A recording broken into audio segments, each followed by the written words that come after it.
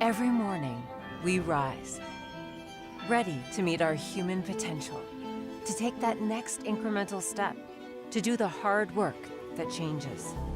Set in our preparedness and confidence in that moment when you know, I've got this. And then we rise. Each of us, all of us. We rise as passions coalesce in research, art, athletics, and beyond. We rise to the challenge of inquiry and discovery through undergraduate research and hands-on learning. We rise through the personal attention of a small college, fueled by large university resources. We rise to the need for listening across differences, teaching the art and the act of conversation. We rise to the sounds of a vibrant, diverse, and culturally rich city, and we reflect it.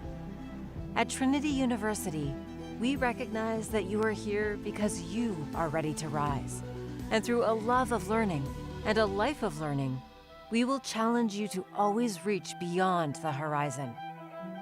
Because your future awaits.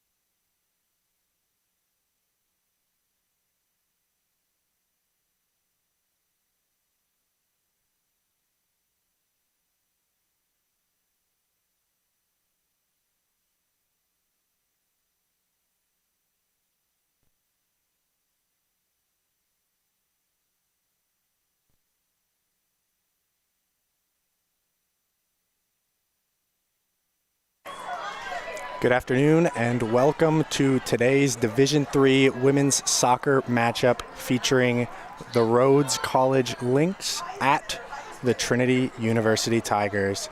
Here at Paul McGinley Field, I'm Scott Lebo for Tiger Network, and today we'll be bringing you this SAA conference matchup between two top teams in the SAA right now. Trinity comes into this game 2-0-2 in the conference. Rhodes, on the other hand, 3-0-1. Two teams hoping for a championship to come in the conference at the end of the season.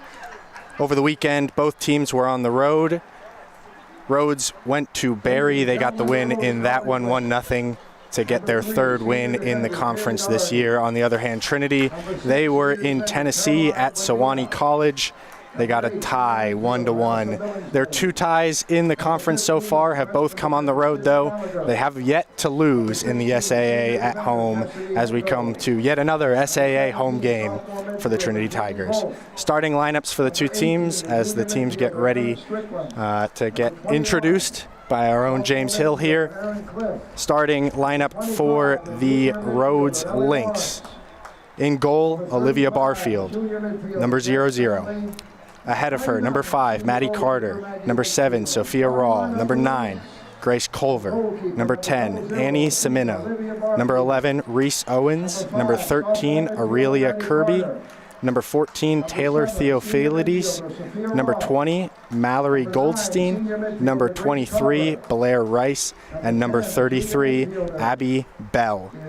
For me, the big players to watch for Rhodes today, got to go with Theophilides. She leads the team in minutes so far this season as a senior. Really, really important defensive player for this Lynx team. And then on the opposite side of the ball, Rawl, forward, she leads the team in points with 12. She's got 5 goals on the season. Another really important piece of this Lynx program. On the other side of the field, you've got the Trinity Tigers in white. Their starting lineup, very familiar to those of you who watch a lot of Trinity soccer. Starting in goal, Lauren Little. At left back, Kayla Bovin. The two center backs today are Ilsa Newland and Kylie Harris. Out at right back, Darian Williard. The two center midfielders, Malia Cesar and Ellie Creek. Ahead of them at the attacking midfield, Bree Werner. And across the front line, going from left to right, Hannah Kahn, Madison Bargansky, and Alex Doran. There's a lot of players who could be noted on this Trinity Tigers roster.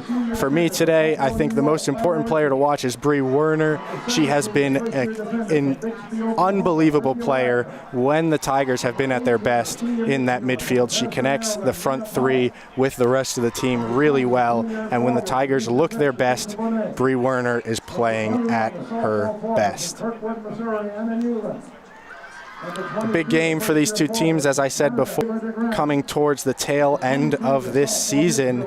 For Trinity, they've got 1 game left, or 2 games left in the season, both SAA matchups, one coming up this Sunday against Millsaps, and then next weekend on Saturday against Southwestern. Rhodes, on the other hand, have also got the same 2 teams. On the 26th, they go to Southwestern, taking that classic SAA San Antonio trip, seeing Trinity and Southwestern in one weekend. And then next weekend, they're on the road for a 4th straight SAA conference game to take on Millsaps.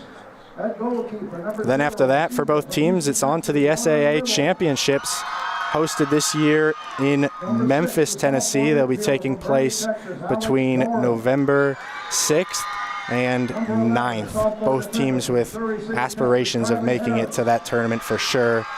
As you look at the rosters on or the records on display here on your screen, for the Tigers, 8-1-4, only 1 loss on the season. A really good season for them so far. That 1 loss coming some time ago now, MIT, in a neutral site game on September 6th. It was a tough ask for them as well. MIT had a full week of rest while the Tigers were playing in a game the day before. A ranked opponent in MIT who were number 12 at the time, a 3-1 loss, very close game. And then on the other side of things, the Rhodes Lynx, they're 10-1-2. Also only one loss on the season. Their one loss a little bit more recent, but still have some time in between, more than a month since that loss. It was Washington, St. Louis, 3-0 at home on September 21st. The coaches for the two teams, for Rhodes, it's McKinnon Pennell and assistant coach Kyle Schwartz. And for the Tigers, head coach Dylan Harrison and assistant coach Spencer Valdespino, as we go off air for the national anthem.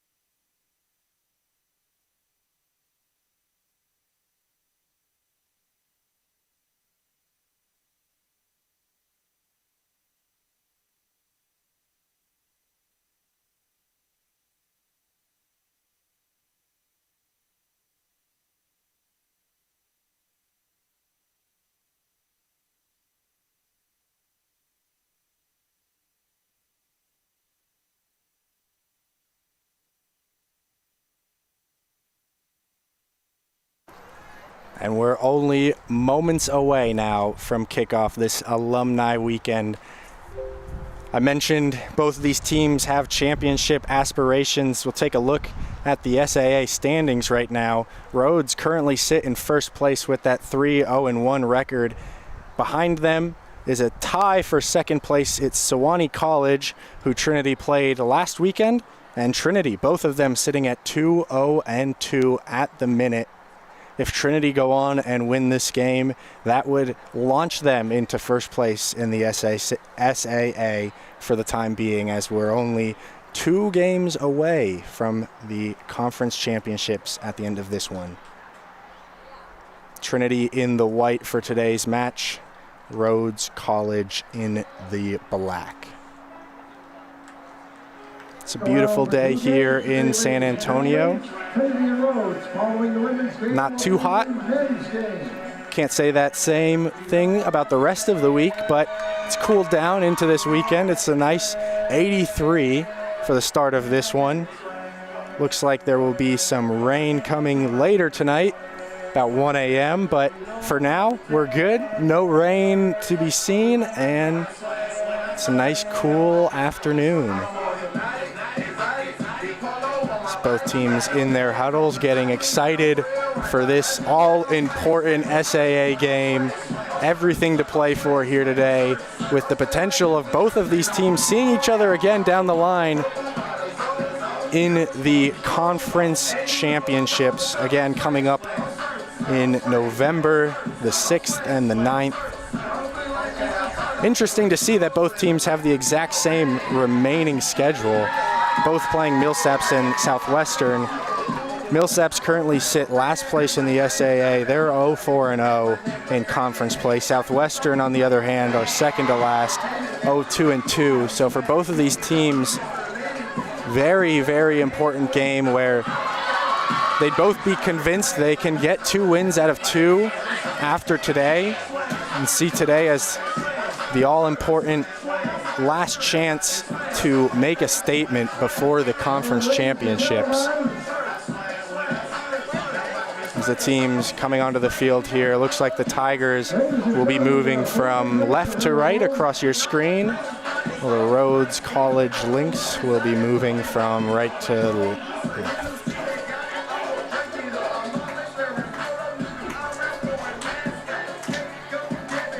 Rhodes College, located in Memphis, Tennessee. They made the same trip down here that Trinity made last weekend. Coming back from their trip, where they went to play Sewanee founded in 1848, was Rhodes College. It's an enrollment of 2,000 students.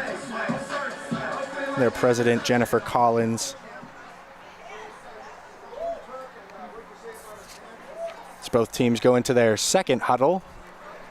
Common thing you see these days, you get the whole huddle with everybody, your coaches and everybody, and then your starters go out on the field. They break into another huddle right before kickoff just to make sure all the minds are right. These 11 play an important role at the beginning of the game. As we know, we've talked about it before, rules in the NCAA. In the second half, it's rolling substitutions. Anybody can be subbed off and subbed back on, but in the first half, once you're subbed off, you can't come back in. So to be starting the game, it's a lot of confidence from your coach. Normally we'll end up playing a long stint before any subs are made in the first half, typically 15 to 20 minutes before we see those first subs. As kickoff comes, Rhodes College does the common tactic these days, kicking the ball long. Comes back to the Rhodes defensive line now, and they'll try and gain some possession here.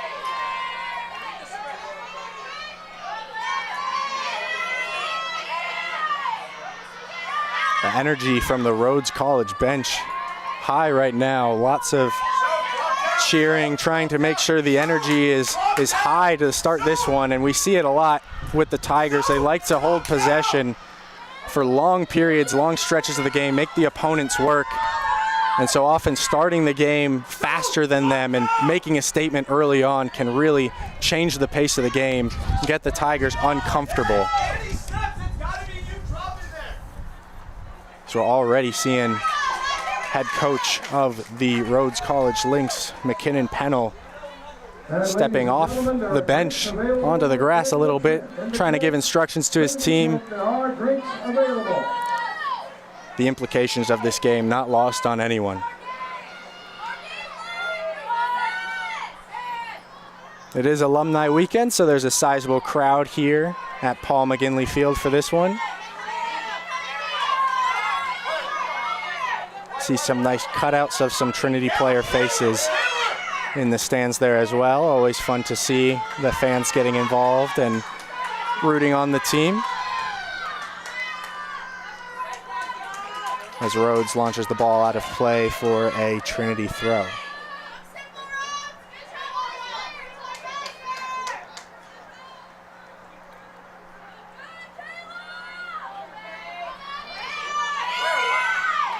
Good step there from Alex Doran. The Tigers win the ball back high up the field. She's got a lot of space here. Barganski's showing in the middle. Cut back from Doran is blocked, and Rhodes will have space to get it away. Force a clearance there, not sure it was needed. She had some teammates ahead of her, and the Tigers will regain possession through Hilson Newland.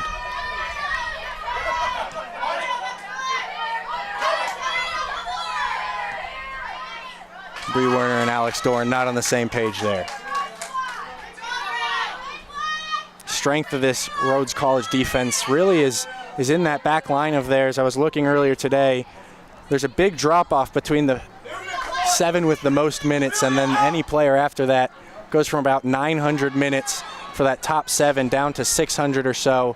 Everybody after that, and then obviously, continues to go down. But that first 7 earning a vast majority of minutes, 3 of them being defenders. Theophilides, I mentioned earlier, leads the team in minutes.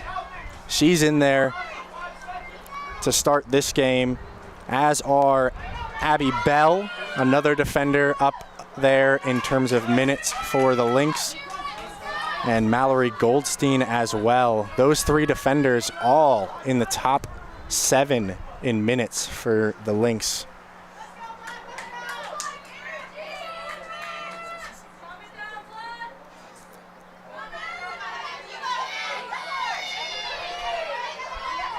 That's a very important step there. It's Blair Rice who won it back, and it was a good opportunity there. Alex Doran was wrong-footed, and Rice had opportunity there.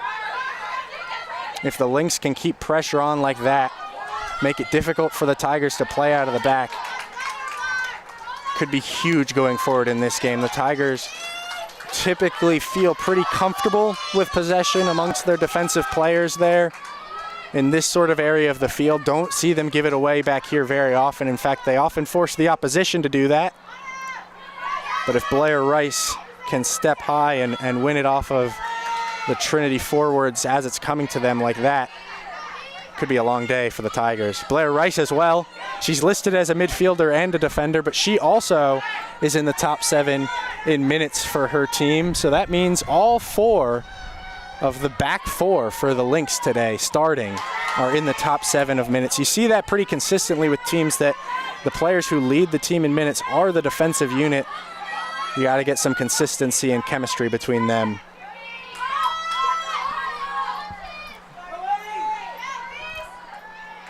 It's a good ball in from Kayla Bovin. Touch back from Rice. Ends up in the hands of Barfield in goal. No deliberate back pass there, so no issue from the referee. Long from Barfield. Good first touch there from Carter. Looking back for Carter now. It's a good bounce for her. Wins the header. Awkward for Ilse Newland to deal with, but the Tigers escape again. And Rice once again picks the pocket of Doran there, gets to the ball first. And Kylie Harris is going to clear it. Try and give her team a second here to catch their breath, communicate with each other, and find their footing a little bit. And the communication from Coach Harrison to Alex Doran there that she's either got to come get it or she can bait the opposition, bait Rice into coming for it, feint, and turn away. It's 2 good options there. And I'm sure Alex Doran, she's a talented player, done really well this season, proven herself. She knows what she's got to do, but it always helps when your coach, gives you specific feedback like that. I've always found that players enjoy that.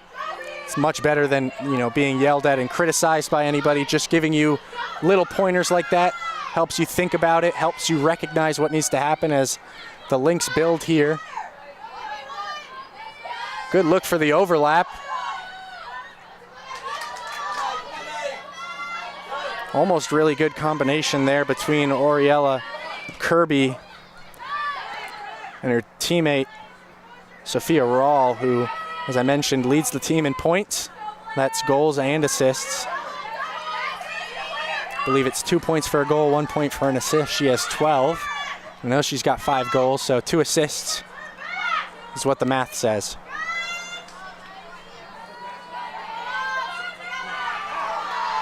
That's really well done there by Hannah Kahn, drawing the foul. And you'll see here, she takes the her first touch with her outer foot there, her left foot, gives her the opportunity to turn down the line there. And that's what the opposition thinks she's going to do, but that first touch comes back in the direction of the ball. Then she quickly, with her other foot, takes a touch going down the line.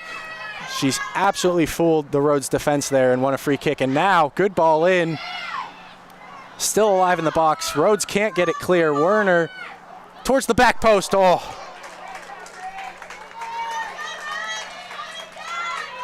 For a second from this angle, just looked like it might drop. Side netting on that far side. Best opportunity for either team so far today in terms of shots. No shots on goal yet for either team, but that was close.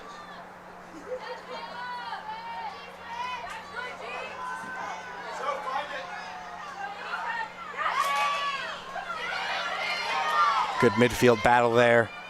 Ellie Creek comes out as the victor, and she finds her teammate, Bree Werner. And this time, Alex Doran shields off Rice from getting there. Touch gets away from Creek, and now Rhodes has some space to regain control. We've talked about it a lot before on Tiger Network. The midfield is where games like these are won and lost. You got to be able to control the pace of the game. And early on, neither team really consistent in midfield. It's been back and forth. It's been a battle in there. You often see that in the early stages of a game like this. We'll see as the game progresses which of those midfield threes is going to be able to come out victorious. I have a feeling in a matchup like this between two teams with high aspirations that's going to be pretty important, as that shot from distance is blocked by Kylie Harris. Ellie Creek turns in midfield. She's got space. Werner's got space as well.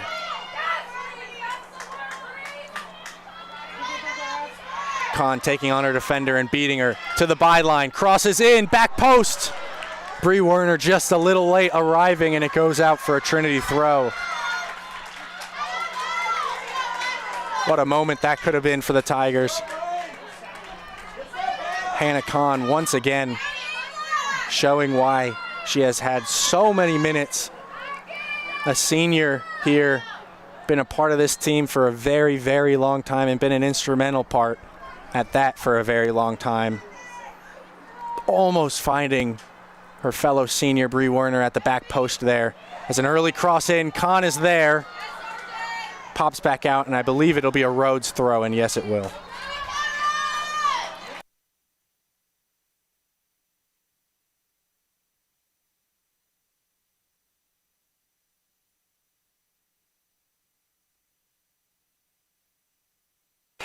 Carter, some space carrying away down the wing, as Newland puts it out of play for a Rhodes throw.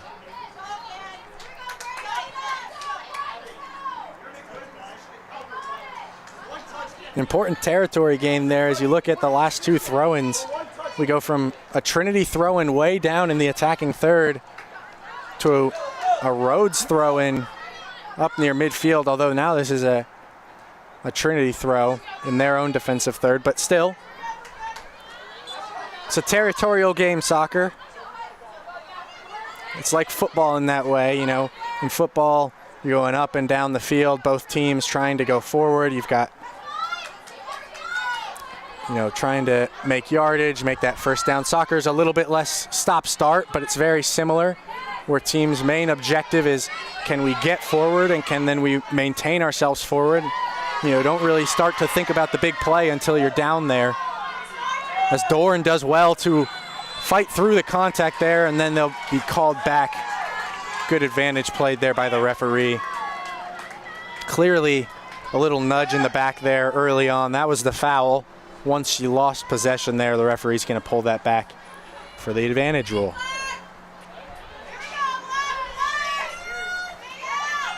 "21 out of 22 players in Rhodes' half right now as Ellie Creek lines up to whip this ball towards the back post with her right foot. It's a great ball from the midfielder. Headed away by Rhodes, falls to Williard. She puts it back into the mix and cleared well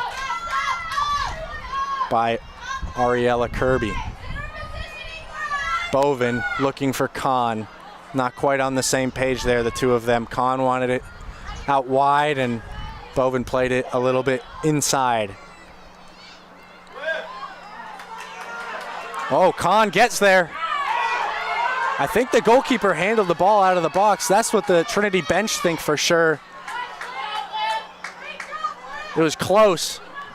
Kahn did well there. I didn't even think that any Trinity player was close. She came out of nowhere, put a lot of pressure on Barfield, caused her to fumble the ball a little bit, and we'll see here on the replay, did she continue to handle the ball outside the box? Whoa, I think she recognized the risk there. Dropped the ball at the right moment as that ball almost hits me.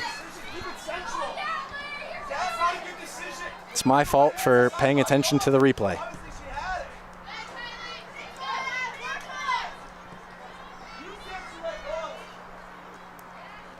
Trinity starting to gain a little bit more control and possession in this game. I think they've definitely had the more attacking threat early on in this one. Rhodes' best chances have come early in the half. Trinity have maintained it down in this third of the field pretty well. As Bovin's ball towards the back post, looking for Doran. She wins the header.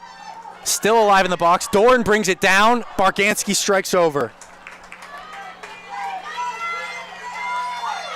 Wow.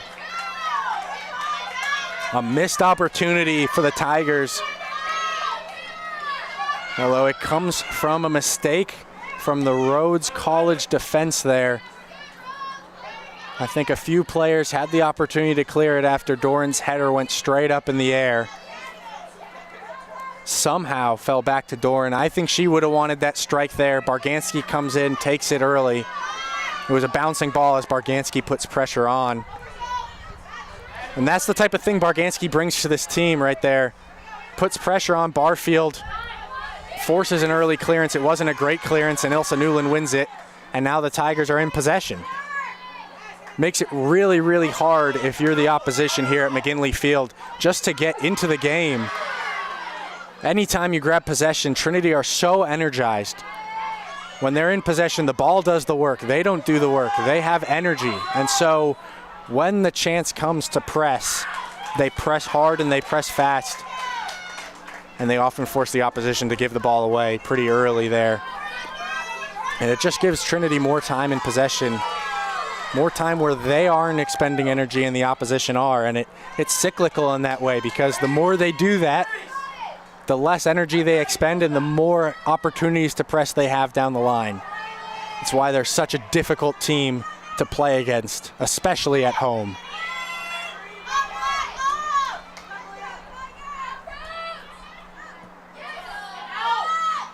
Kylie Harris wins the header again. A clearance forced out of Rhodes by high press once Trinity gave the ball away. That ball, they let it go out for a goal kick. I question the decision there just based off of what I said before.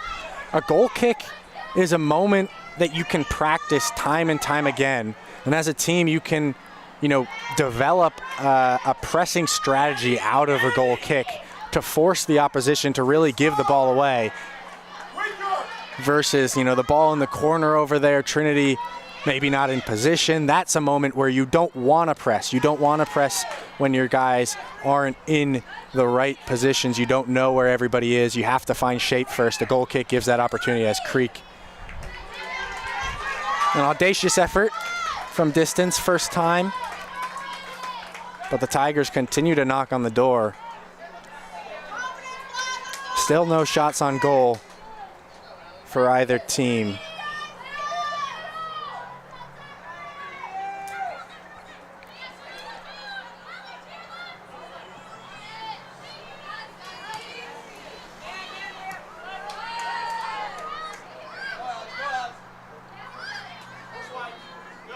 Great composure from the Trinity back line here, and as I say it, I think Chris Hockman, normally on the air with me, would be disappointed in me for that one. Should say, you know better. You can't say anything positive about either team, because as soon as you do, the opposite is going to become true, and that's exactly what happened right there. Alex Dorian carrying really well between Rhodes defenders and found Barganski. It was an awkward pass for her to deal with, but really well done from Alex Doran. Under pressure from 3 different players, maintained possession.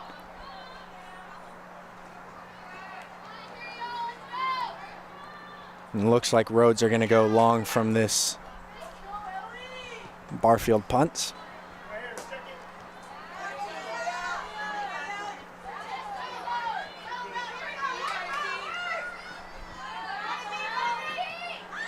And that early instruction from Coach Harrison to Alex Doran to make sure she was getting to the ball before Rice, well, it's paid off, because every single time since then Doran has gotten there first. Rice has beat her to the first 2 balls, hasn't won a race since then. Doran has done really well of adjusting and using her coach's direct and specific feedback really well. Well done from both coach and player there. Rhodes under pressure in their own half again. Give a free kick there, I think. Trinity might be a little frustrated by that one, but the contact was there. Sometimes the contact is there and a player doesn't go down. Culver, a tough player, uses her body well to shield. Doesn't mean she doesn't get fouled, doesn't go down.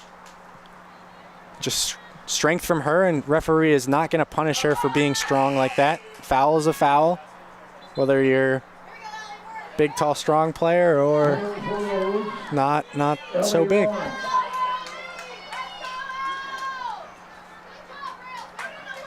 I think sometimes you see refs, specifically at lower levels, high school level, make calls a little differently. You know, if a player is a bit smaller, might be more willing to call a foul against them than somebody who's a bit bigger, but according to the rules, shouldn't make a difference. So that's an interesting ball there. I see the idea. Carter's away at the back post, one-on-one. She's a center forward, so she typically goes up against center backs. And right there, she was being one-on-one marked by Darren Williard, an outside back. So I think that's a matchup that Rhodes will like if they can get it. Well, it's interesting to note, though, Carter started the game in center forward. She's moved out to the left a little bit more recently, specifically after Ellie Lawrence came into the game for Rhodes. Potentially a shift in position, not just a substitution for the Lynx.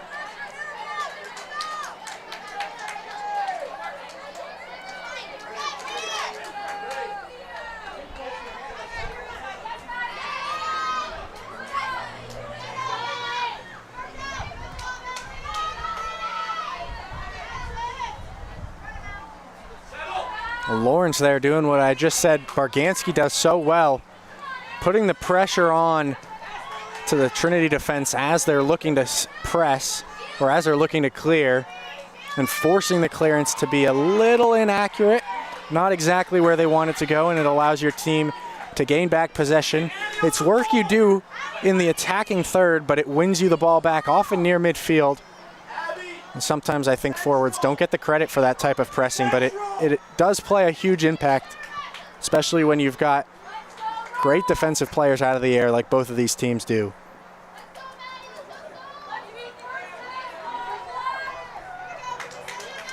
So we're down under 25 minutes to go in this first half. Just about halfway through. Not quite. We're getting there. About a minute away from that.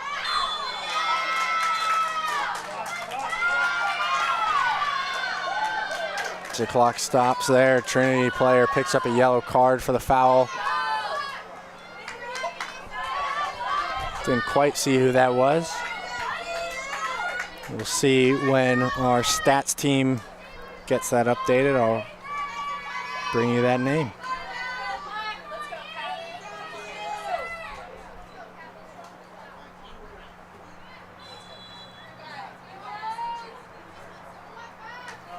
As it's going to be Abby Bell from this free kick. Right down the middle, lofted up towards the far post. Header bounces in the box. Harris headed into her center back partner Newland. Gets away eventually, although Rice does well there. Barganski wins it back, and now Doran's in space. Finds Creek well. Just trips over the ball a little bit. Can happen sometimes when you're trying to counter with speed like that. It's hard to control the ball, sprinting full speed, trying to expose the opposition while they're out of position. Now Newland wins the ball, and she's got space, looking for Werner. Abby Bell steps to it. Well done from the Rhodes defender.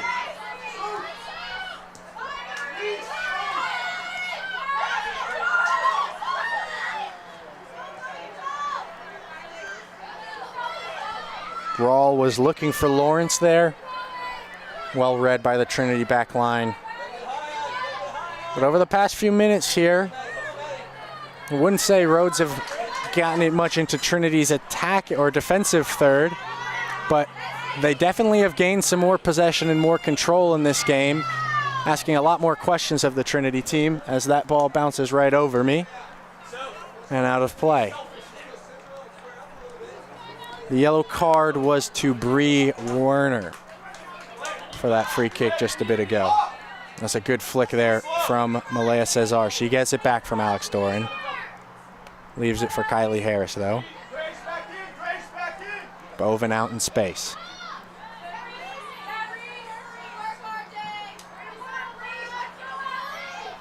Clearance under pressure, and it'll be back in the possession of the Trinity back line. Lauren Little, Kylie Harris, and Ilsa Newland combining there.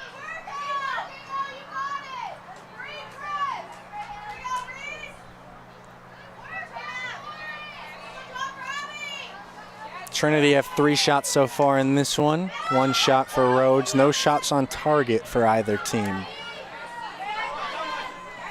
Hasn't taken from the entertainment though, as that's a very physical moment there. Barganski, yes, she uses her shoulder, but it's into the back there of Sophia Rawl. Very physical. I think the Rhodes players wanted a bit more than a free kick there. I think that one was a referee's discretion type of play. Could go either way. As Creek wins the ball back for the Tigers. Back with Rawl now, though.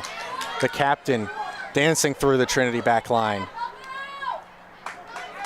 Cross in the end, doesn't find Lawrence, who was lurking in the middle. And again, though, 2 players in this game just not on the same page. Rawl plays it a bit in front of Lawrence. I think the cutback was what she wanted. I'm not sure Rawl could have played that ball, though.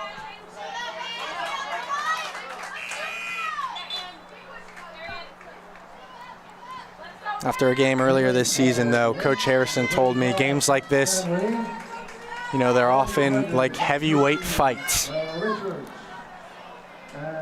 Nobody might score in the first half. Nobody might get a shot on target in the first half. But the moments, the chances, like that one right there from Rawl, where you get into the box and it's just a little bit off, it's a body blow.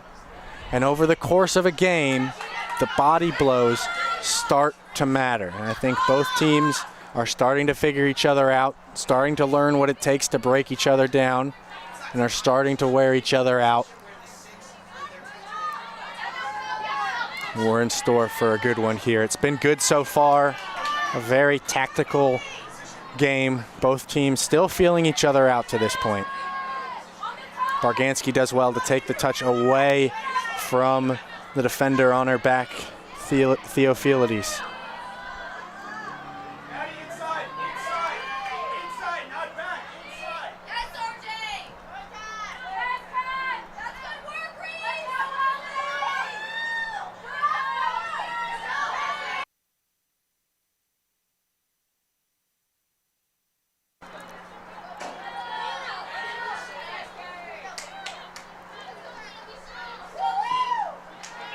Wilson Newland looks long for Alex Doran, won by Rice. Doran putting the pressure on, and it allows for her teammate Camille Young to win the ball. Now Doran has it. It's a great win, and now there's space ahead of Kat Stanley. Alex Bovin back to Stanley.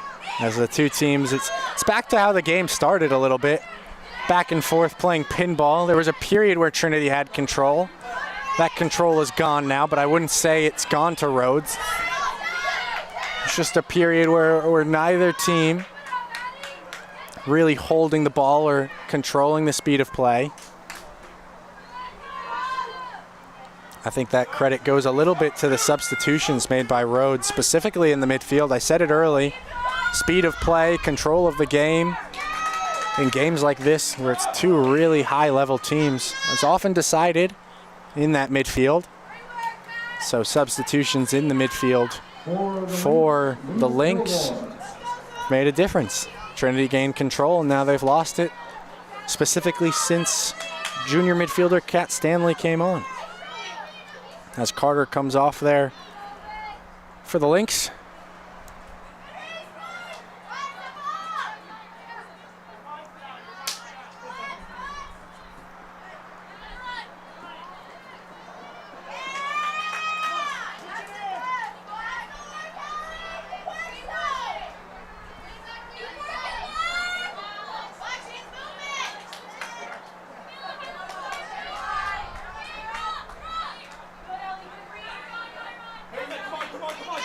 Trinity seemed content to allow the Lynx a short throw. And they do that in the end and win it back. There's Stanley again. Been really important at that defensive pivot.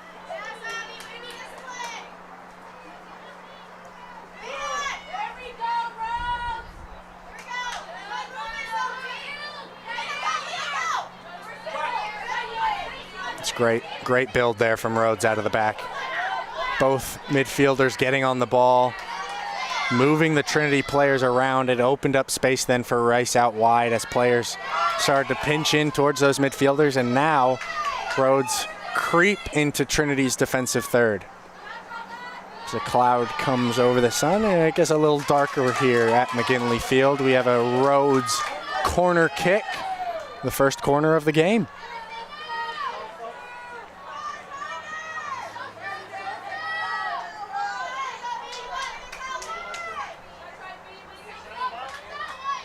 High-paced game so far. No lulls, no slow moments. Both teams really going for it. A reminder of what's at stake here.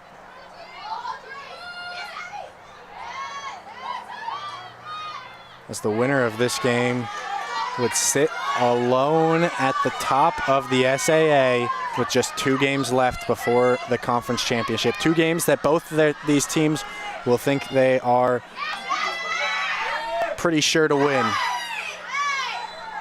So that'll be a free kick there. Doran's touch in the end. Just let it get away from her, and Rice was back across, shielded the ball out of play. Doran put his foot in right at the end there, foul.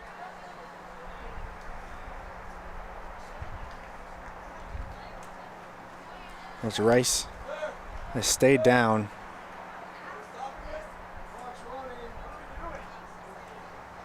She looks to be in a little bit of pain here. The ref now stops the clock, allows players to come on. Yeah, I don't think it's the foul, honestly, that hurts there. I think it's she loses her footing, and then that next step just looks a bit uncomfortable from her. Nothing, really extra in that challenge. A foul for sure, but nothing egregious. Just a misstep after losing balance on the foul there. We get another look at it here. Right, going for the ball, comes across, swipes through. A foul, absolutely, but I think right there, those 2 steps past the end line just didn't look very comfortable. I think the first step shows after the foul that she's still looking at the ball. She's still got her eyes on it. She's ready to go. But then by that second step, she's going down. And that's why I think just slips on it a little bit weird after losing her footing there. Not something you like to see. But she's up now, walking off. No help needed from her coaches. And the trainer came in and checked her out, and she looks to be okay. Definitely uncomfortable, definitely feeling it. But she's walking off under her own power, and that's always a good sign.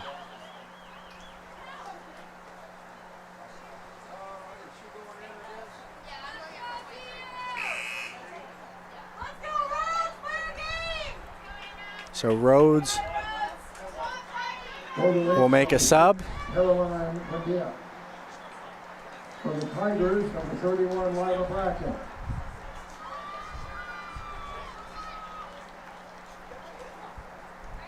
Injury substitution. Trinity allowed to make 1 sub as well.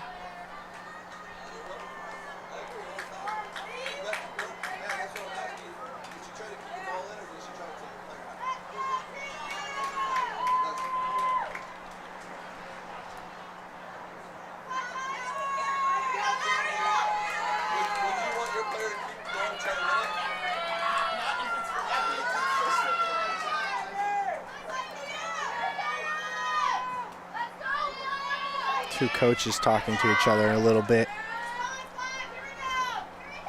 Head coach McKinnon Pennell of Rhodes just not happy with the nature of that foul. I think he thought there was a little bit something extra in that. I think Alex Doran was well within her rights there to be going for that ball, and You know, ball's still in play when the foul occurs, but he thought differently, and nothing egregious between the two coaches, just a conversation about it.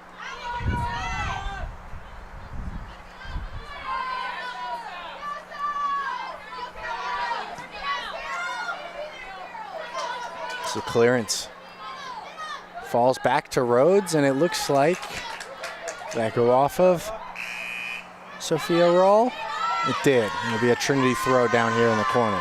For the Tigers, Anna Newland. As Alex Dorn comes out.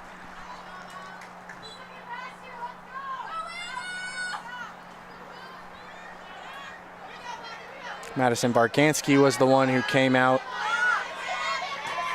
during the injury sub. Lila Bracken is who came in for her, and that was her first touches of the game, as we're under 15 minutes to play in this first half. There's space here for Rhodes. Loose touch, though.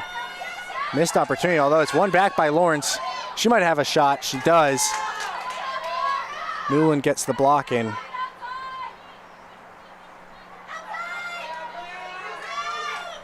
Really well done there from Kat Stanley again.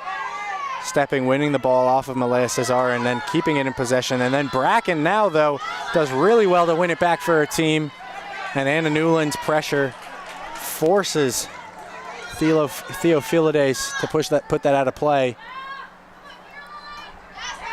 Good strength there from Bracken. Looking for Newland down the line. Theophilides puts it out, and it'll be a throw.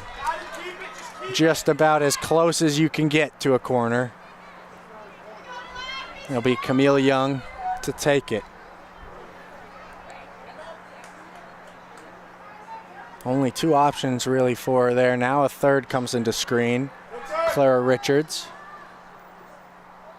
Great cross from Richards. Nobody waiting at the back post there. A missed opportunity for the Tigers. There's a brilliant ball in from Richards. Does make sense, though, that nobody was in there. Three players had shown across the field there, and two of them being some of the most central players, especially when you look at a cross like that. Clara Richards, the center attacking mid, and Lila Bracken, the striker. Right, two players there that are crucial when you're looking to cross into the box. We're both out wide there. I think Hannah Kahn, the one player who could have been asked questions of there, just could have maybe snuck in a little bit more for the cross, but honestly, I don't think she was expecting it. That cross from Richards was really sudden, really surprising, caught me off guard. So I think it's fair to say that it caught Hannah Kahn off guard as well. Needless to say, though, missed opportunity for the Tigers there.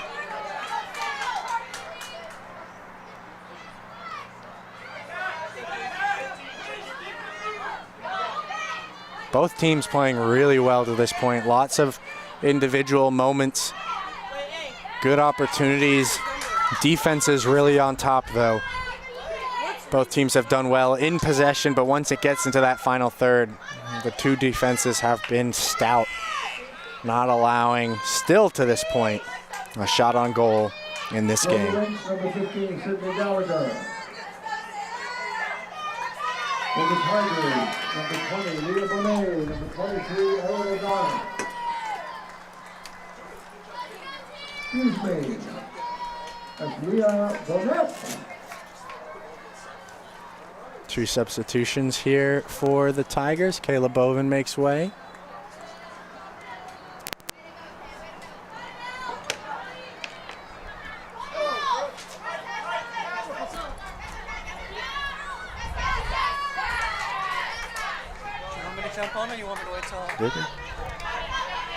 And joined now by Chris Hockman, who is here for the rest of this one. Chris, how you feeling? I'm feeling good. This one was looking like a tight one from the get-go. You know, Rhodes probably come in as the favorites, honestly.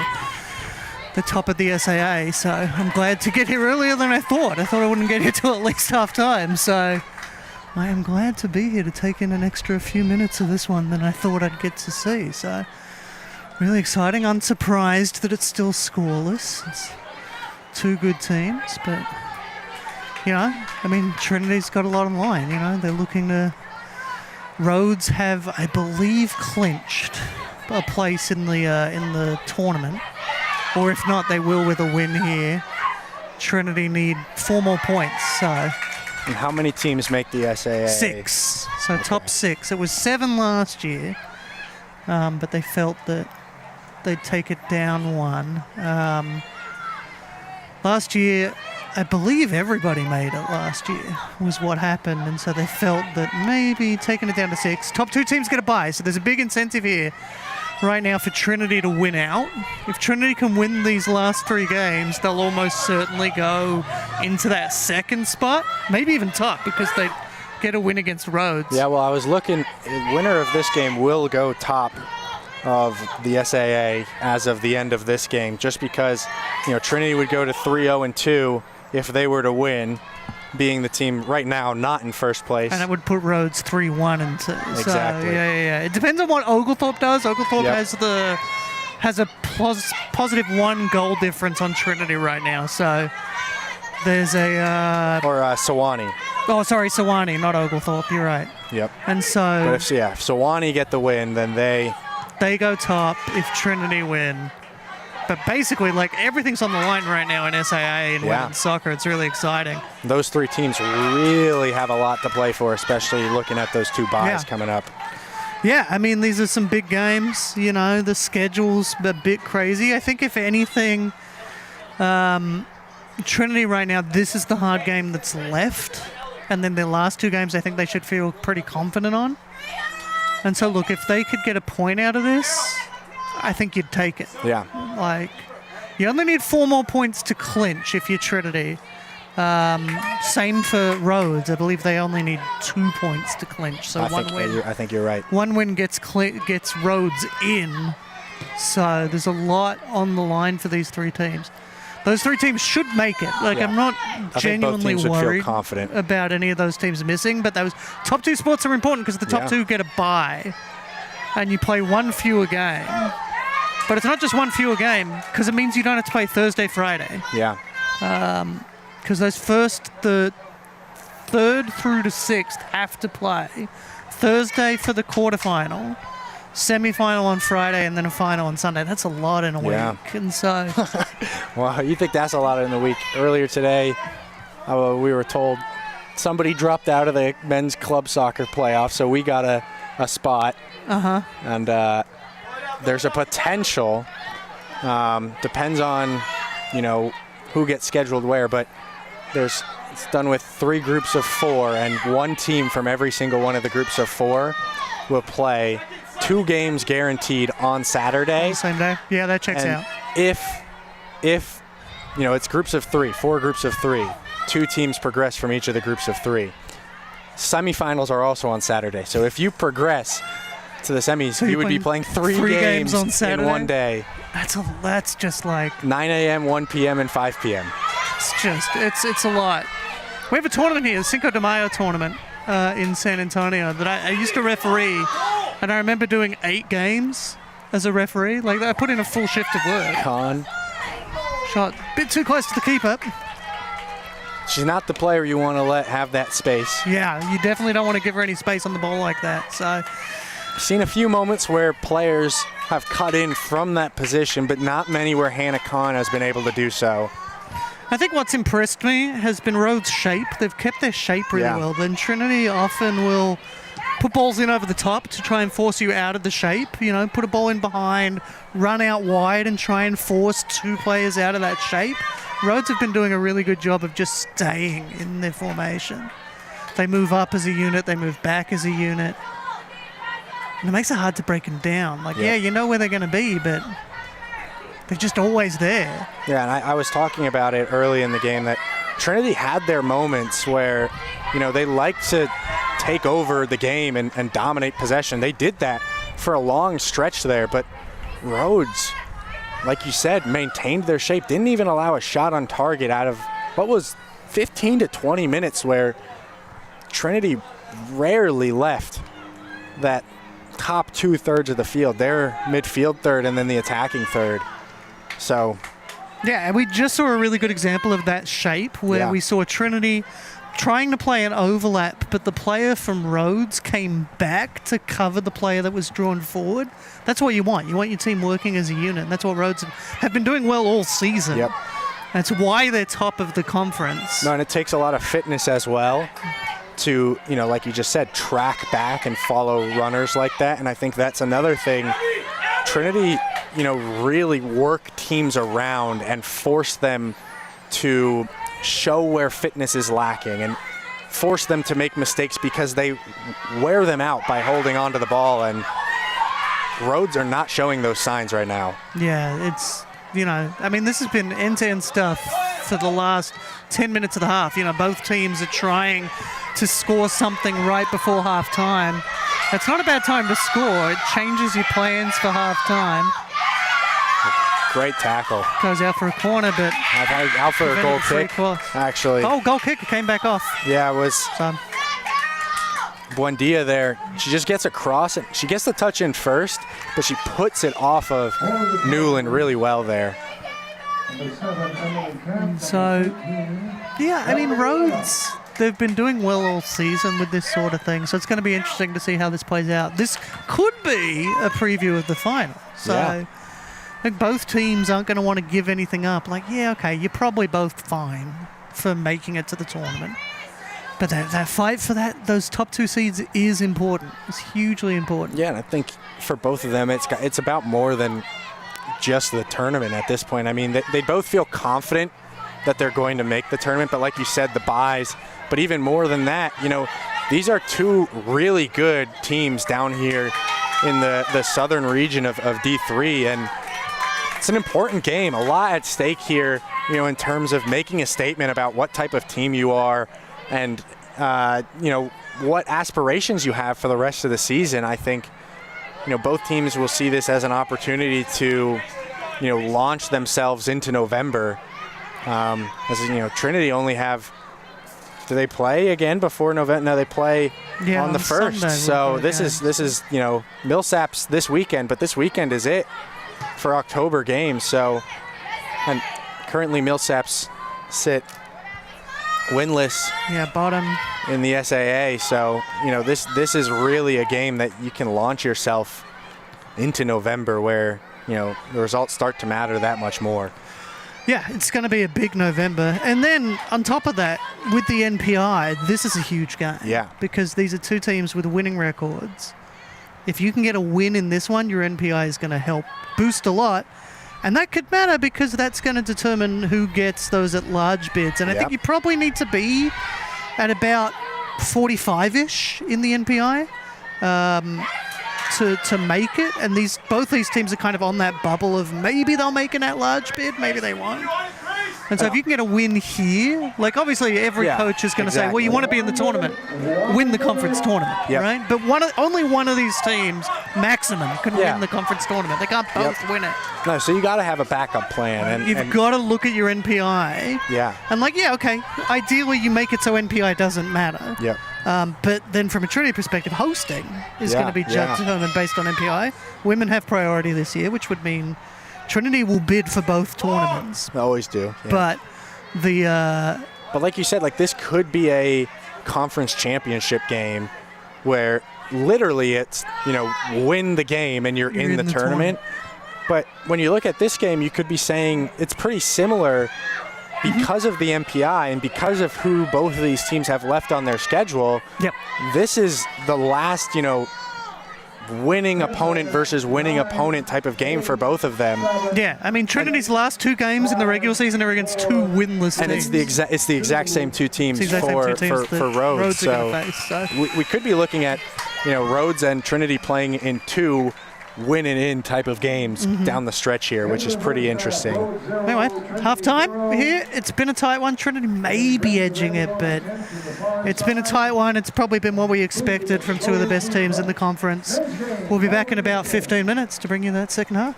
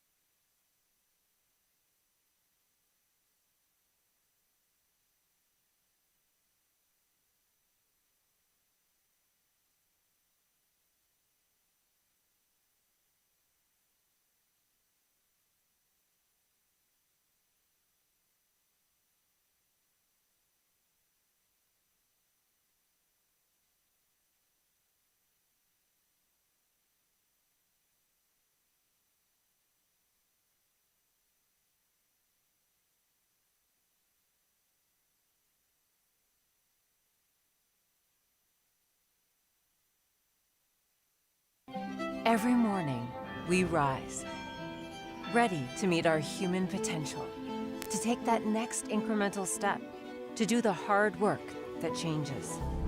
Set in our preparedness and confidence in that moment when you know, I've got this.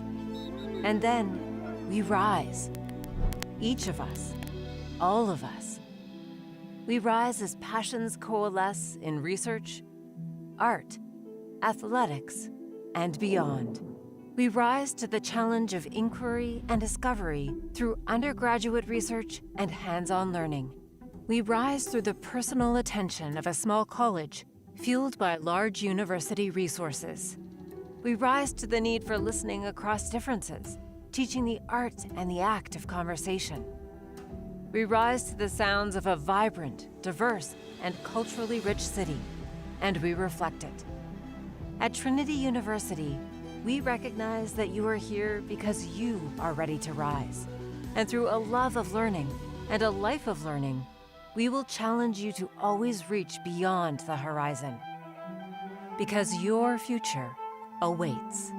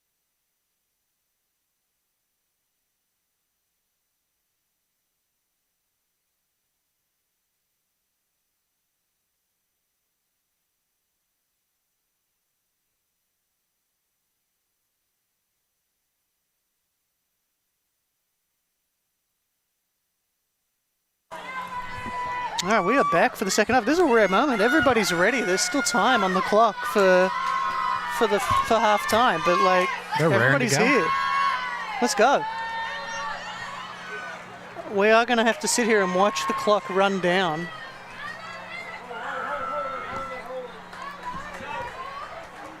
So, you know.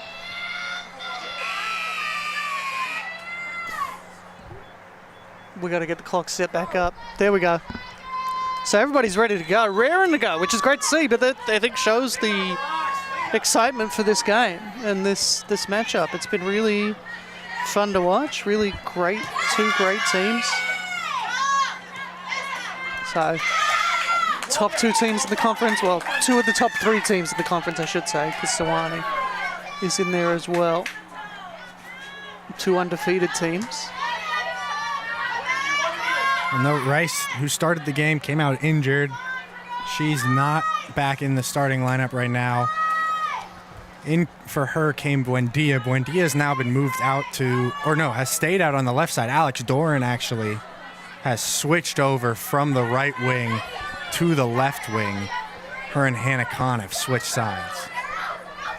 Interesting. That's the things you got to do when there's an injury, right? You got to change your plans. You got to shift players around. Like that's how it goes. Well, I was thinking that I thought Rhodes switched their players, but it was Trinity who made the adjustment. I'm wondering if they want to match up Hannah Kahn with Buendia, just knowing she doesn't have as much experience. I'm not sure. Yeah, it'll be interesting to see how this one plays out. Yeah. Like, two really strong teams. Well, I think we both said just a moment ago that we didn't feel like this game was the type of game that would end scoreless, and I think part of the reason why is, for me at least, that first half felt, very energetic, both teams really going for it, and then you give both coaching staffs an opportunity to sit and talk about it. I think adjustments are going to be made by both teams. Things to look for are going to be addressed by both teams, and they're going to come out with more of a purposeful game plan for how to attack this second half, and I think both teams are going to look better going forward because of it. There's an energy. There was an energy, it felt like, that whole first half. Yeah, absolutely. Where it just stayed up. Like there's something in the air. Like it just feels like a big game, and that's probably because it is a big game. This is Well, it's got a little bit of that late season weather as well. It's not too as hot. It's been nice today. And then, the reality is whoever loses this match is going to find it really hard to get the bye in the tournament. And so there's some decent stakes here. Like, okay, it's not about the regular season, but if you can avoid that one game, that one extra game, that's a huge help. It's a huge help to the season. And maybe that's a sign of the pressure, that stray pass going out. I was looking at the MPI. Rhodes is 19th. Trinity is 33rd. In the NPI, so both teams probably would get an at-large berth if they didn't win the tournament, but a win here can really help you out. And not to mention there's hosting at stake too. Women have priority, so Trinity would bid. I imagine Rhodes would bid. They're hosting the SAA championship, so there's a lot on the line.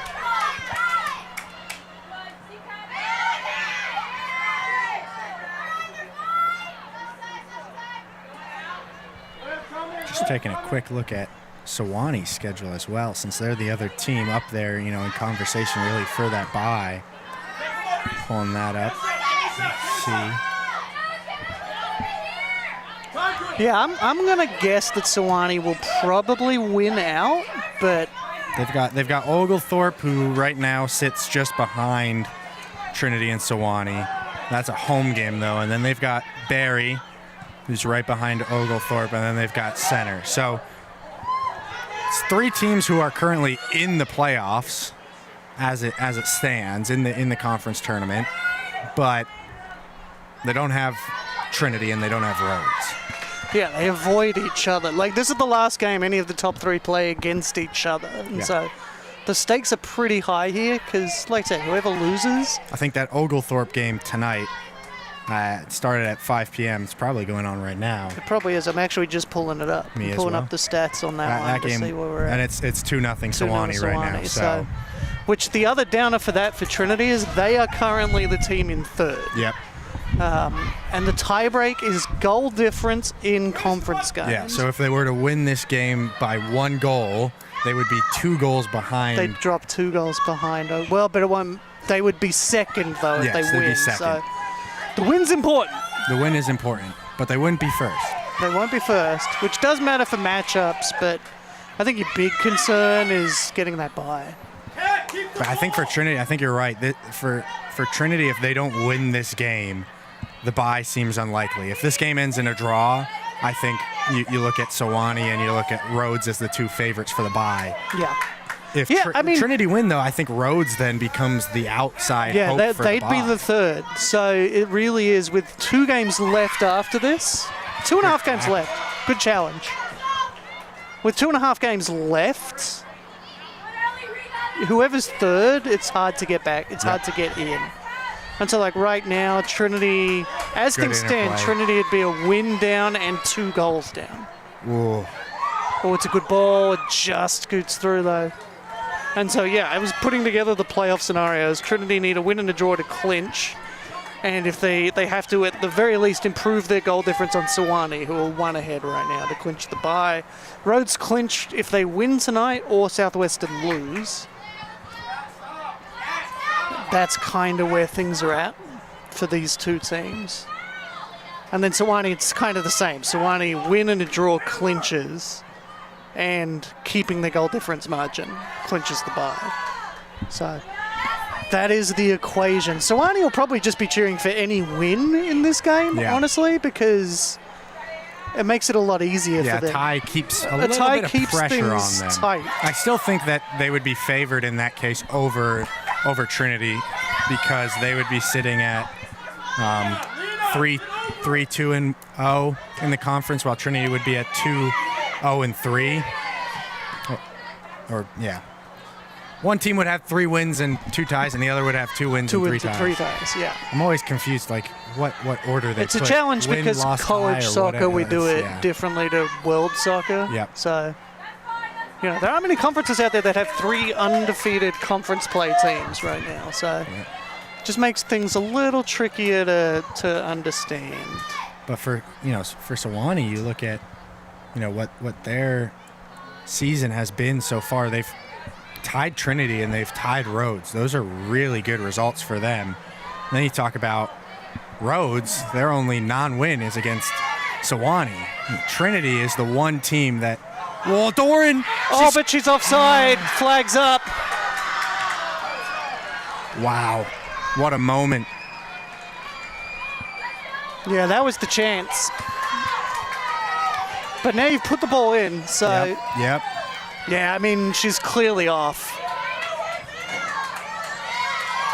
But yeah, going back to, I think for Trinity, that tie at Barry is that one hurts. It hurts right now. That's the difference right now. I think that puts you at the team with the most to do. Yeah, I mean, the reality is they're third, right? So they have to force things more than Rhodes do, more than Sewanee do. So there's maybe an argument on that goal that, well, she wasn't influencing play, but I mean, she was clearly off. I think you got to give it. Good footwork. Boven stays with her well. Oh, it's a beautiful ball back, but the shot just got a little too under it. It goes over the bar. There's good decision making in the end. I think, it was well done down in the corner by both players. Reese Owens did really well with her footwork. Kayla Boven stuck with her well, didn't let the cross opportunity open up.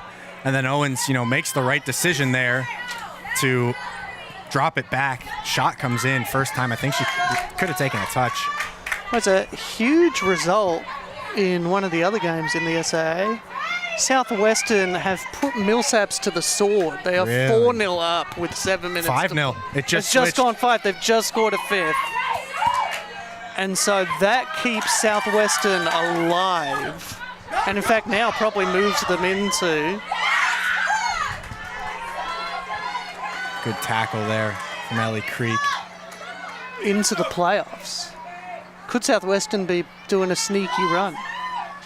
I think they did that last year in the men's playoffs. Men's did they? in the SCAT.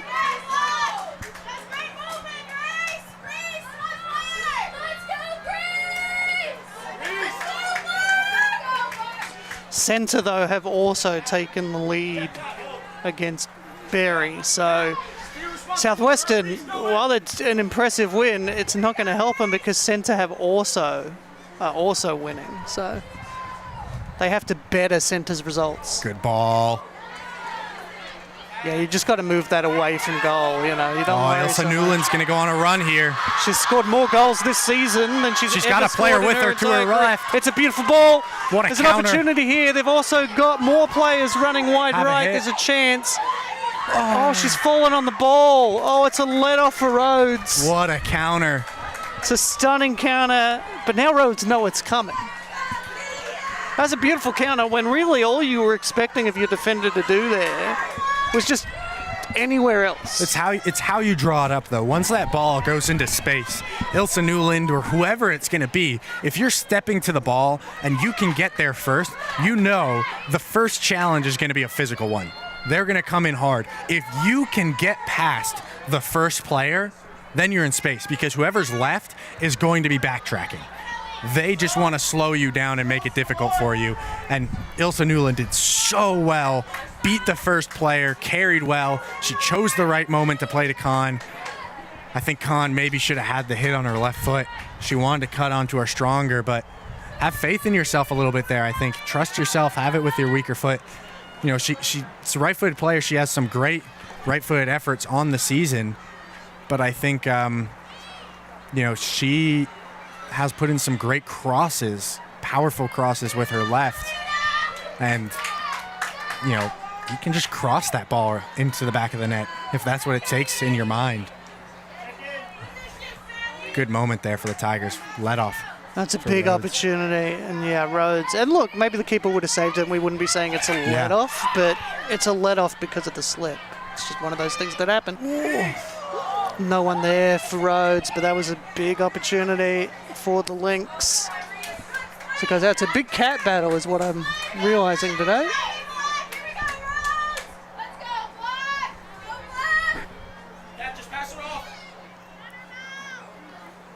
Throwing from the Tigers, headed on, but there's no one there, so Rhodes will gather, but can't get it over the top. Now maybe a chance. Lawrence goes to ground. Tigers back on it. Maybe a chance on the counter again. Beautiful little flick from Boganski. Just not on the same page there. Yeah, it just doesn't come off. The ideas are there, though. I think if you're a coach, you like, okay, it's a good idea. It's good. I think what Boganski realized in that moment is that Trinity's best chances have come when they've moved the ball quickly. Yep. And so she's trying to move the ball quickly. No, I think you're 100% right, and I think when you look at the run that Alex Doran made, she underlapped instead of overlapped, and that's what I say when I say miscommunication there.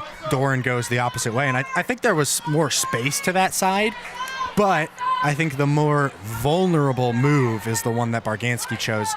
But it was the harder one to pull off. She pulled it off really well, but Doran, went towards space where it was a little bit simpler. Just not on the same page. Yeah, an overlap is always going to be more dangerous, right? Because you're behind the defense. So there's always a struggle there. So a few changes coming. Looks like Brie Werner back on.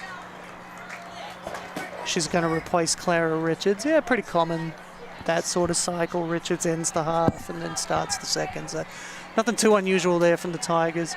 Rhodes making a few changes. I feel like Rhodes transitioned early and sub early, but don't sub as often or as the squad's a little smaller. So Yeah, in the second half in particular. I think at the first half they did not, just because you can't rotate people back in. But in the second half when you can, you want to get your starters off probably right about now. They've played about 15 minutes. If you can give them off for 15 minutes, when I think 15 on, 15 off, 15 on, like that's perfect. I think especially with what you just saw as a coach, right? Yeah. You've just seen essentially your defense get like sped out of the game, really.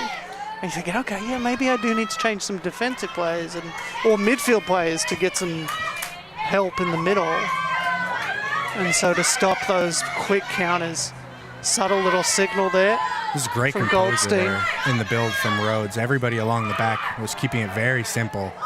All left behind there, risky. Comes out well though. Tigers do well. Cesar lays it off. Boganski back for Cesar. Cesar playing it over the top, looking for Boganski again. But it's a good run there from Abby Bell. Baganski's going to put pressure on. I think that pressure is what leads to the ball coming out to Doran, and it's cleared away. I think you're exactly right. It's great pressure from Barganski I talked about in the first half. When you put people under pressure when they're going for a clearance, it's going to mess with how they're able to clear. I think it takes a long time to wind up for a hit like that, and so you force them to do it a little bit earlier, it's not going to come off the way they want it to. That means you can't take that first touch too, right? So you just have to hit and hope sometimes, and that's never where you want to be as a defender. No, especially if it's a bouncing, uncomfortable ball. Oh, that's kept in really well by Reese Owens. And she does well to retain possession, lays it off. It's calm, really calm. Laid it back for Goldstein, cleared it away.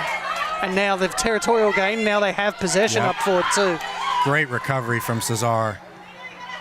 Yeah, that's what Cesar has to do a lot, right? She has to get up, get forward a lot, but she has to get back a lot and cover when those things happen. You know, she's been great all season, but I think today has been a really special performance from her. Just lots of 1- and 2-touch passing in the midfield, keeping it very simple, keeping the ball moving, getting everybody involved, and then doing work like that, just sprinting back off the ball and recovering well.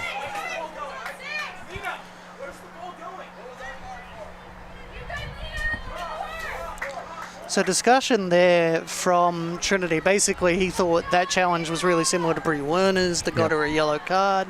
So he's saying, like, well, hang on, what was our card for then?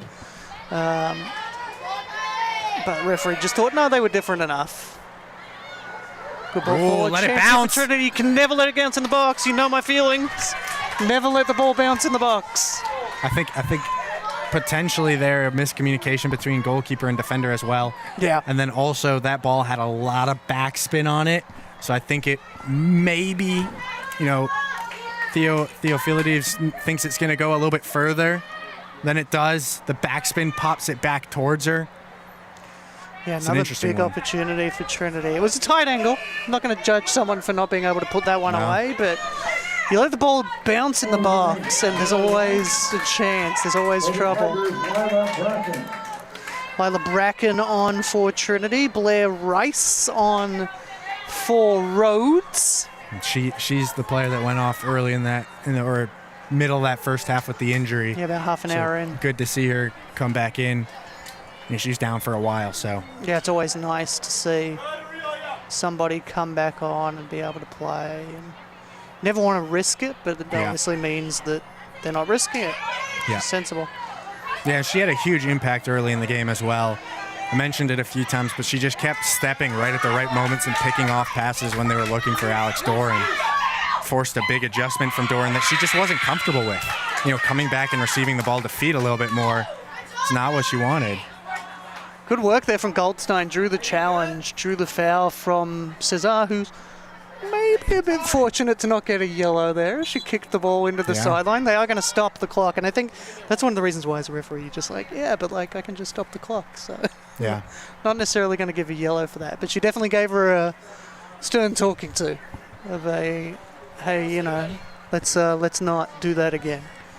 So I think Cesar's going to be on thin ice for the remaining 27 minutes of this one. I think we're looking at cramp here. It looks like a little bit of liquid IV. Yeah, it looked like a goo, Yeah. and then some water, which should help out.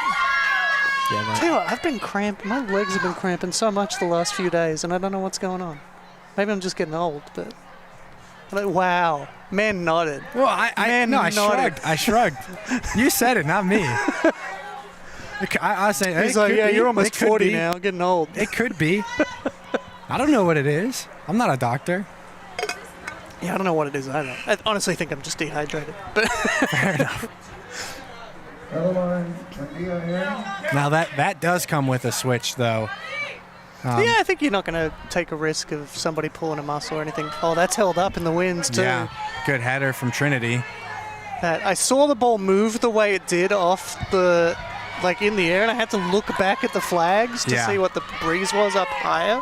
Yeah, that's always going to be a hard one to finish straight out of the air, but it's the type of ball that is just going to be difficult to clear as well, which is it just hangs in the box a little bit longer than you want it to if you're a defender. Khan's in space here. Oh, it was the right ball, but well cut out by Rhodes.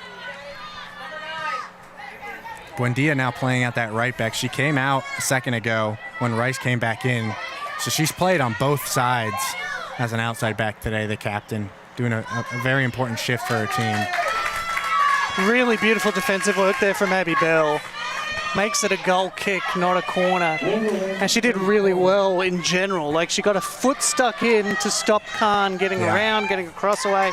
Khan's touch just allowed Bell just enough time. And it's like, it was a good touch. It's what you do, but Bell was just up for it. So really good stuff there from Rhodes defensively.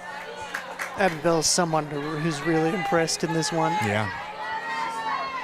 Like, you start looking at, you know, your nominees for all SAA first team. Yeah, and I mean, that just then again, she gets the ball, she's under pressure, Bracken's making it difficult for her. She's just composed. Simple pullback plays her keeper. Like, there's not a player right on her back. Yeah, we're just going to check in here. It was an awkward fall for Boven. I actually don't think Boven is the one who they're... Oh, no, there is another player down. Yeah. I completely missed that. But Boven does look a little sore, Yeah. too. You can see her limping. Looks like Just a little Boven bit. was already set for a sub, though, with Camille Young looking like she's coming in. And then Kylie Harris was the one that we just stopped for. That's Yep. the one who they're allowed to sub out because that's who the game was stopped for. Boven's going to try and carry on. Yeah. She's having a chat with Harrison. Harrison's just saying, like, you know, if you need to go down, Yep. go down. Well, I'm also wondering, too, if She's trying to jog it off. if Maggie Hartnett was supposed to Supposed come to in come on for for Boven, which puts you in an awkward position there where you've got two players who are not feeling too comfortable. You have to make an adjustment there to take Harris off. Yeah, it was a difficult one. She landed, like, with her Yep. foot under her leg completely under her back. It's unpleasant. So she's doing well to just stay on, honestly. Great play. Great number 9 play. Oh, It's great a beautiful turn. Has the speed. Came back well. That was good presence of mind there. Oh, it's cut back. There's a chance. Trinity just can't get the control that they needed, the Tigers. And now Gotta maybe put your head on that. you had to make that challenge because you have to stop Rhodes getting the ball down quickly Yeah. and counter-attacking. And so now Trinity stay with the ball.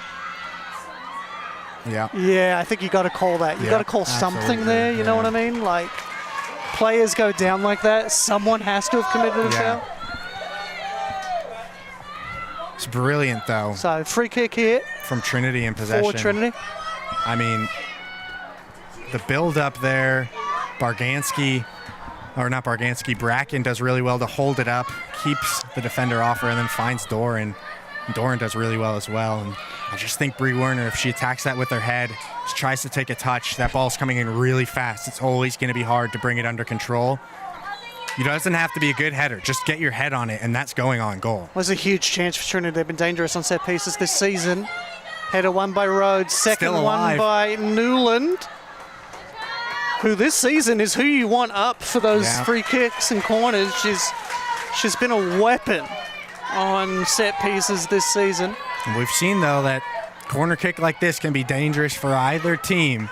So Trinity got to be alert right now if Rhodes counter right out of You this. cannot let the counter go through. It's a good Ball ball. comes to Newland off the top of her head.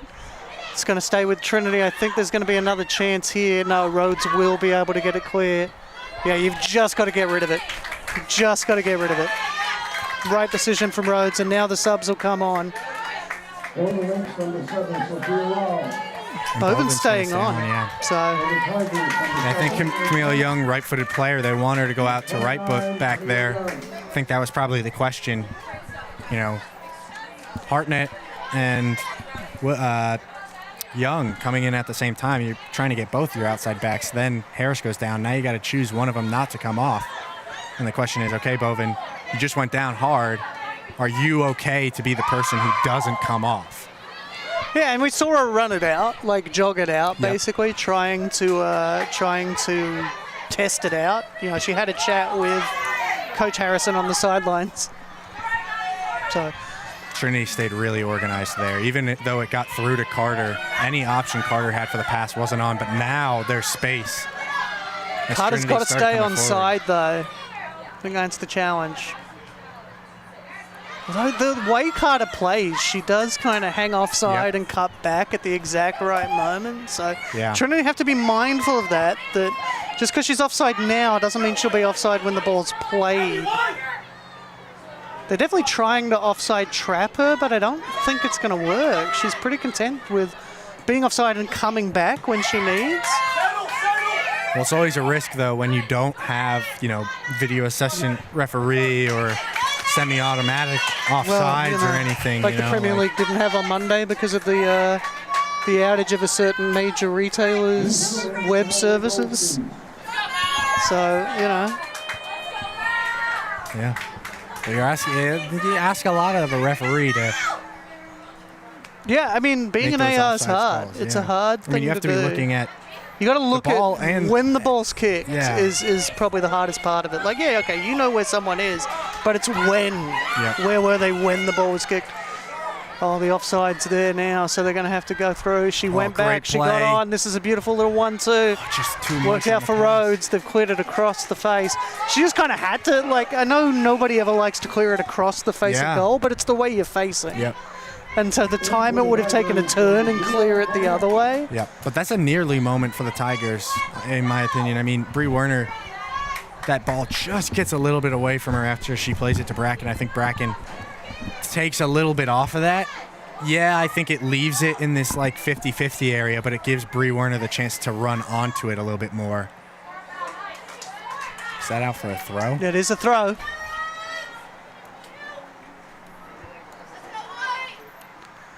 So a throw for Trinity. 20 minutes to go. It has been tight. Most of the chances have come for Trinity, but they just haven't made them really count.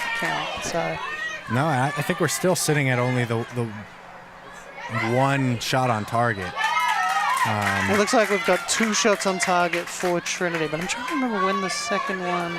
Alex Doran. Alex Doran. Yep. Neither of those were Big chances. opportunities. No big saves forced out of the keeper. I think she's been comfortable all night. Barfield. Yeah, Barfield in goal. Lauren Little, though, yet to be forced into a save. So that's probably why you'd say Trinity's edging it. But, I mean, it's tight. It's starting to feel like one moment of brilliance could win this for either team. So, I think she's on. What a She's ball. stayed on. No, she hasn't. Assistant referee raises his flag. And she's off. That was a beautiful ball. I thought she was on from my angle, but the AR is going to have a much better angle than I do. And so, flags the offside, but what a ball. Danger signs there for the Tigers. Good ball from the Lynx, though.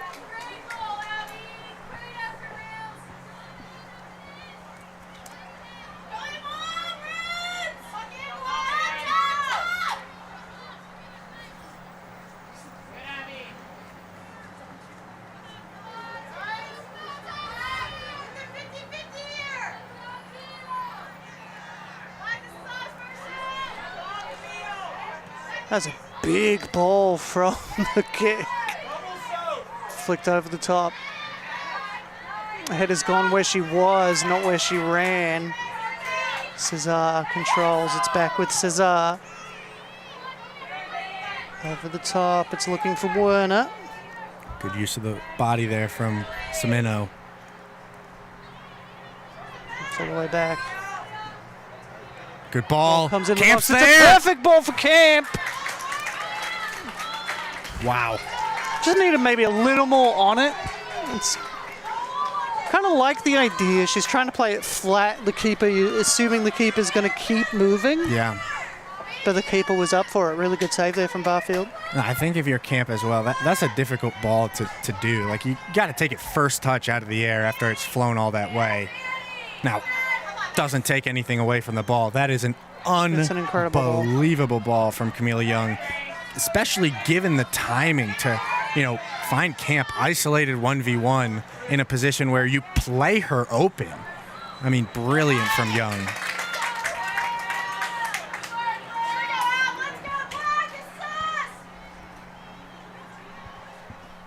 chances maybe just opening up a little bit for both teams. Set piece opportunity here for Rhodes to send the ball along.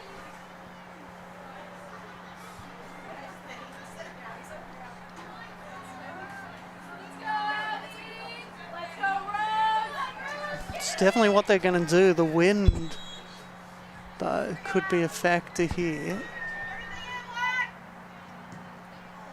That's a good ball into the middle, headed away by the Tigers.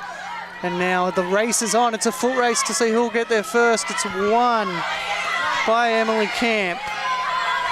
Camp into space. Werner calls for the ball.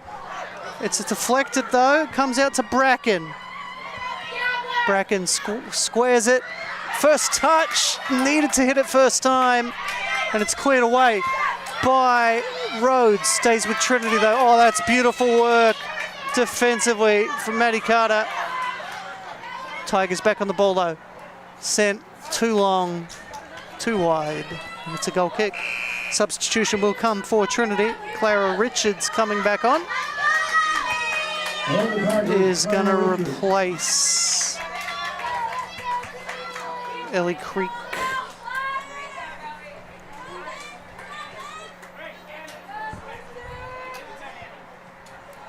And Rhodes get us started again. Bit of a frantic little passage there. We've hit the last 15 minutes, if you can believe it. This game has gone by quickly. Ilson Newland plays it short. Clara Richards finds Cesar. Cesar goes back. Good run there from Maggie Hartnett. Sends it over the top. I think it's going to beat the Tigers to the byline, though it does. And so it's a goal kick again for Rhodes. It's been a game of few chances, but it's still been an exciting game. I tell people a lot, scoreless draws can be exciting. This is one of those examples. Some of the best games I've seen are scoreless draws. Some of the worst games I've seen have also been scoreless draws, but you know, this isn't one of those bad ones. This is a great scoreless draw. Good work there from Lila Bonnet. Troll attempts to turn to Bracken, sends the ball, but the effort there, Brie Werner just kind of got stuck under her feet. She just couldn't get the ball out the way she wanted, so it goes out for a goal kick for Rhodes again. This little passage been good for Trinity, but they just can't get a clear chance. They had one clear chance. It's Emily Camp.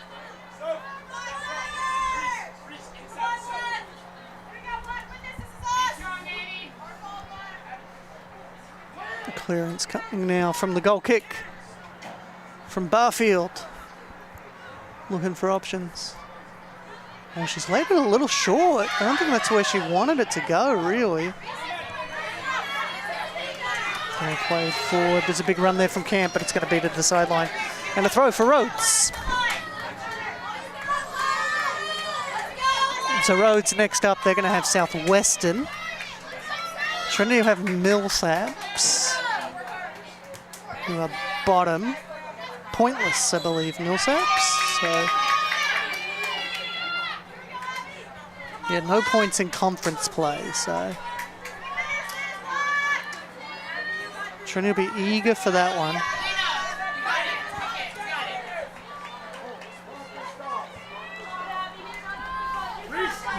Free kick here, Abby Bell over it, gonna send it long, edge of the area I'd imagine. Looking far post too. It's gone short again. Yeah, I just think the breeze is just annoying enough into the face of Rhodes right now. And that's kind of putting a bit of a pay to their plans. Tigers gather, Lila Bracken. Cesar, but it's back with the Rhodes. Big run there from Werner. Puts the pressure on. Rhodes trying to get it forward. Cesar cuts it out. Turn from Bracken, finds Camp. Had the shot earlier, looks to beat her defender. It's a good block though, really good block from Blair Rice. Camp gets into a contest, forces Rhodes to play it back. Rhodes just looking for something more, looking to try and build something out of the back. But Trinity are just on them so quickly. They definitely seem the more likely right now. Just takes one moment though, 11 minutes, Yep. plenty of time. With that being said, we've talked about it. Like Trinity have more to gain from a win. Yeah. Rhodes, I think, you take a tie on the road, especially. A tie for Rhodes is going to it set doesn't them hurt. down to the You ground. stay top, or you're tied with. They'd be tied with Sewanee, which I think would put Sewanee top. Their goal difference is really good, but Trinity would be 2-0-3 then, and needing somebody to drop points somewhere down the line. yeah, it's not you're not in control anymore, and you never want to be Yep. relying on other results. Yep.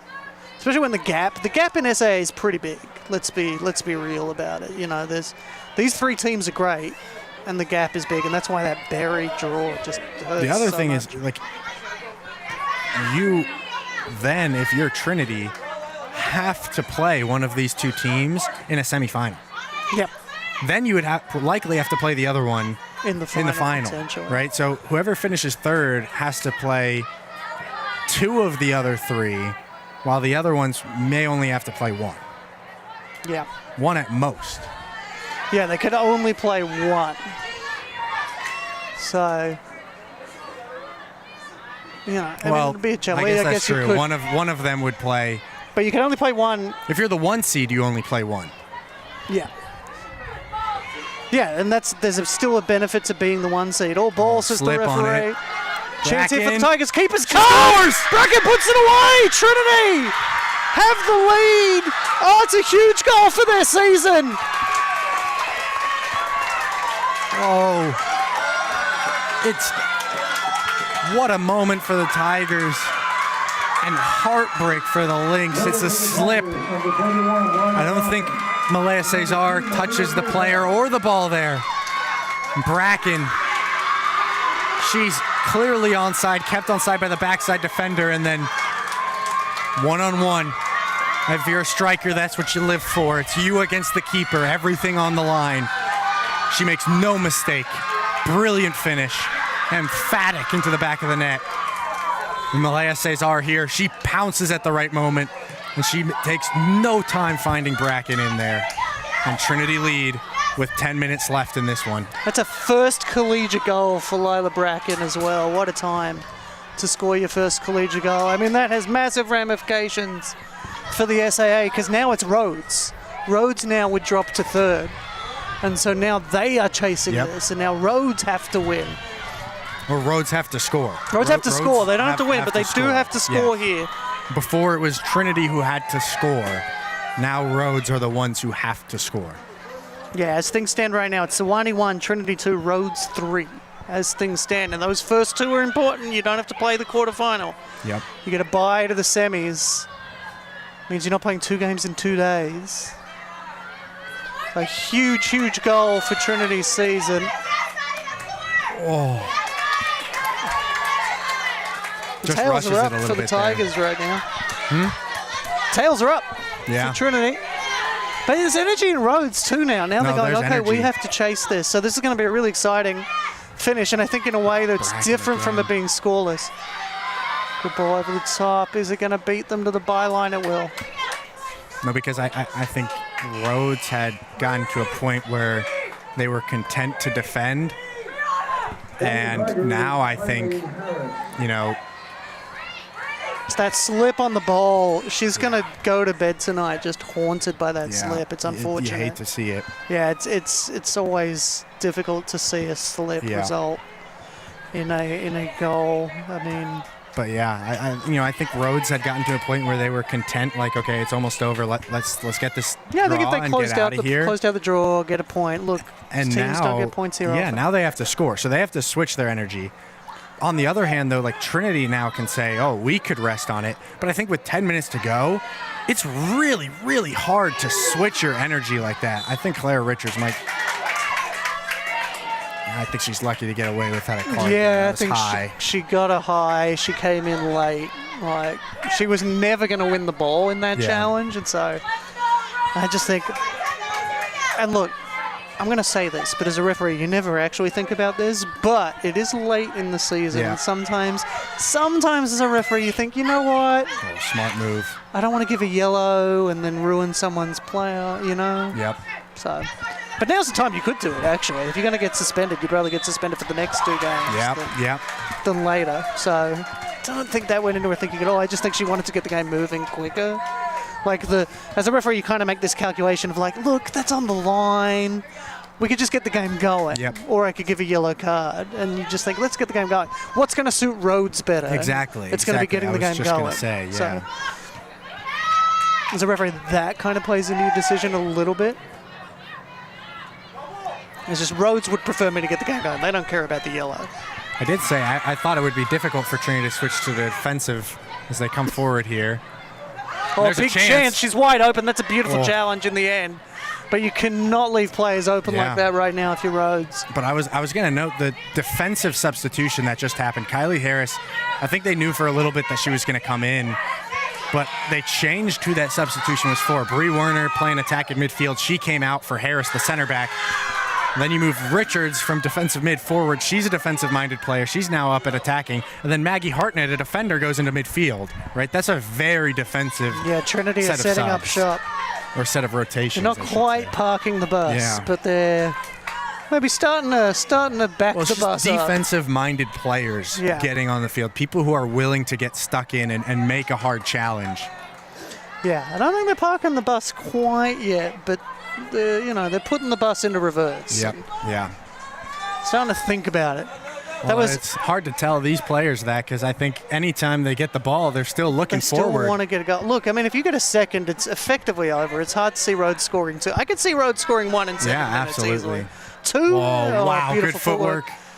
They've left her open again. Richards didn't get around it as much as she wanted. Yep. That was Malia Cesar's 11th career assist, 4th of the season. So she's matched her career best of assists. Her first year she had 4 assists as well. And of course, a first collegiate goal for Lila Bracken. What a goal to score as your first collegiate goal. It was a good goal too. Quit away by Rhodes. You can see there's almost a slight shift to Rhodes too. It looks like they're playing more forward. Surprised we haven't seen him go to the bench yet, but maybe we will.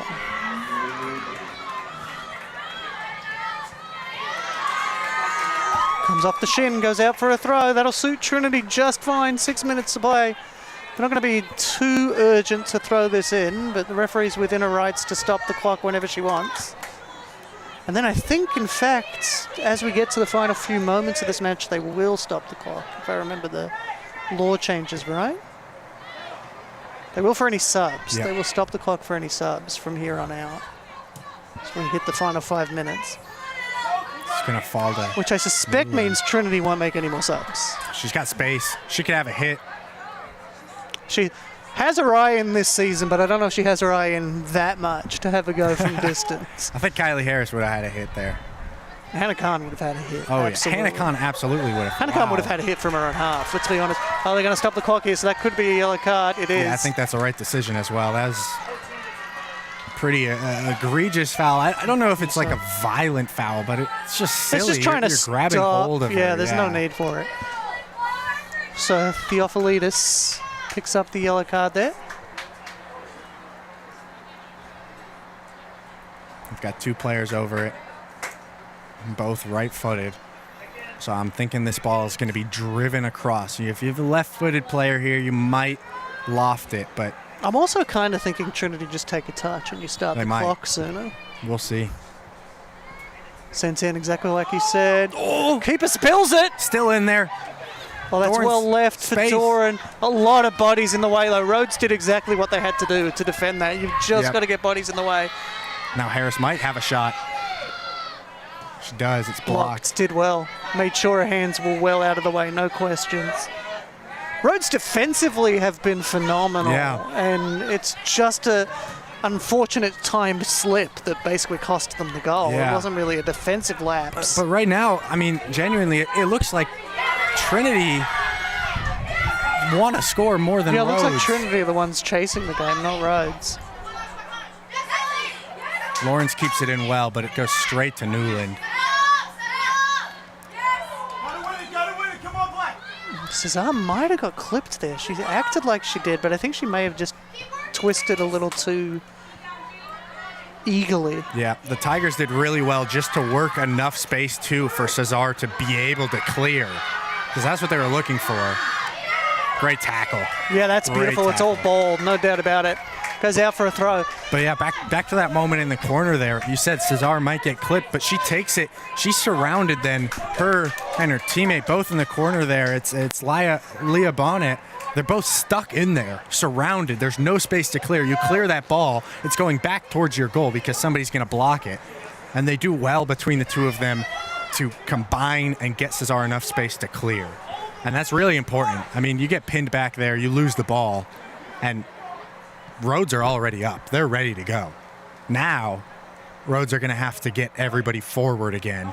And, you know, just the last minute when they were trying to get everybody forward, Trinity got players back before Rhodes got players forward. I think Trinity have more energy right now. Well, Trinity playing the corner at 3 minutes. Throw for the Tigers. Go into the corner 3 minutes from time. I mean, I don't hate it. I don't think the idea is that you're going to hold it in the corner till the end, but you just waste a little bit of time, and you're already in the corner. That's an illegal throw, though. Oh, foul throw.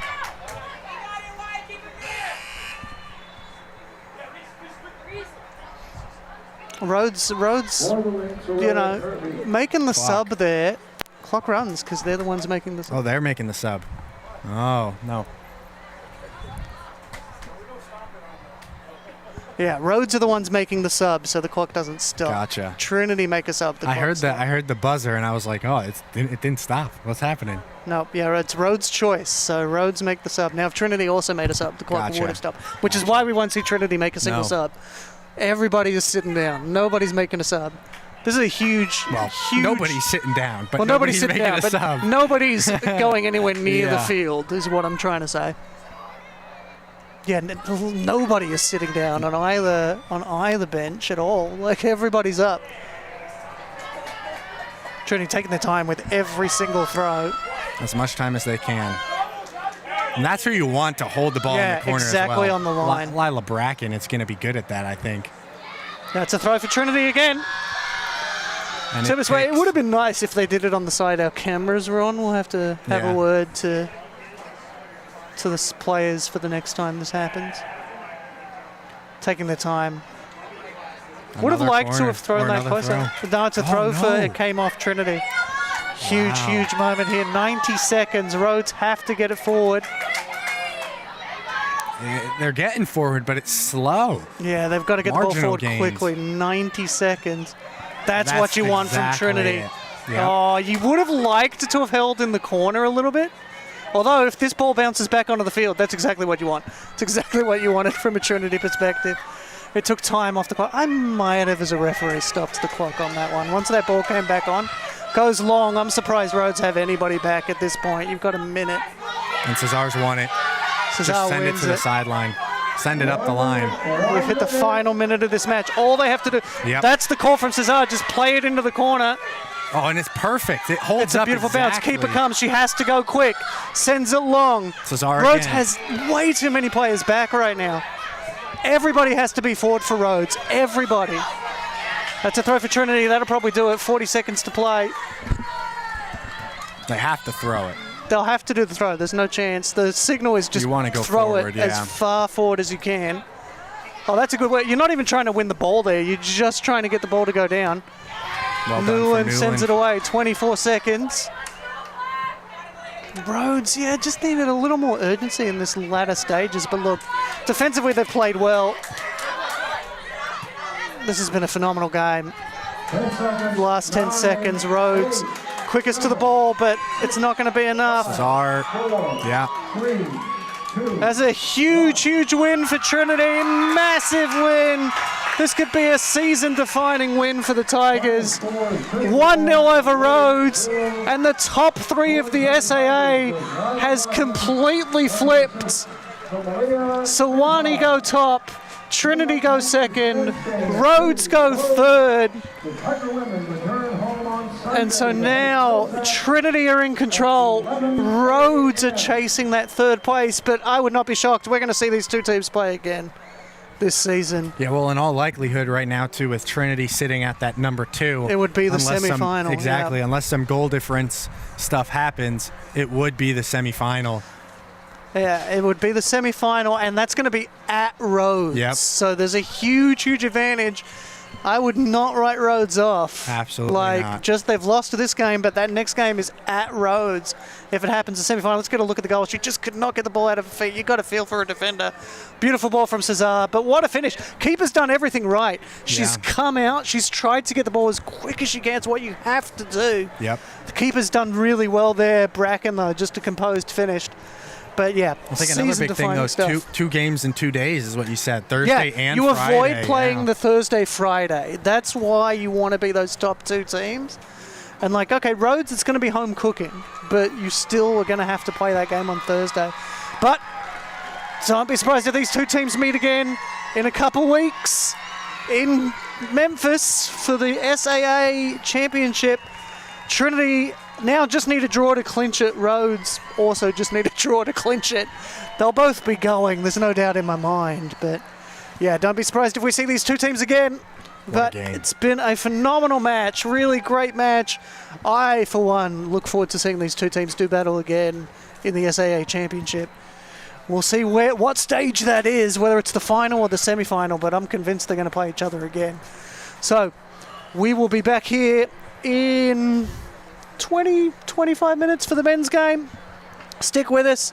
There's some implications in that game too, but we will be back. Thank you so much for joining us. I've been Chris Hockman, with me has been Scott Lebo. We will see you in a little bit for the men's game.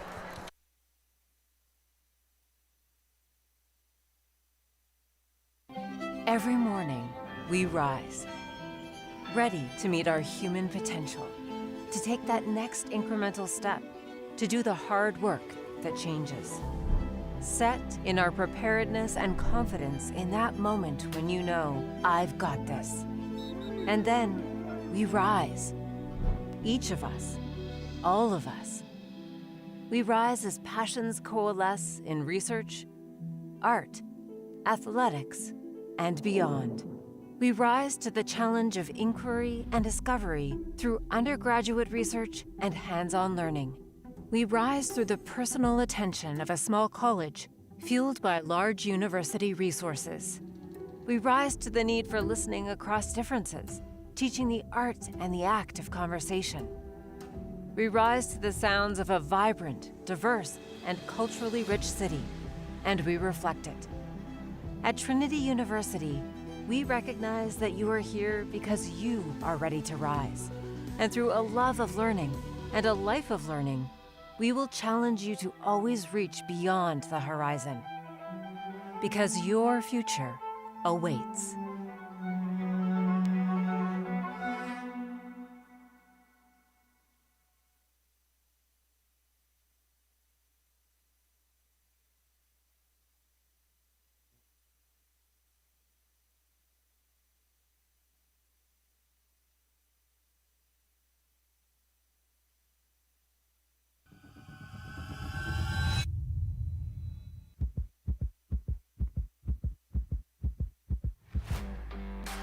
In the Southern Athletic Association, success starts with purpose and is grounded in excellence.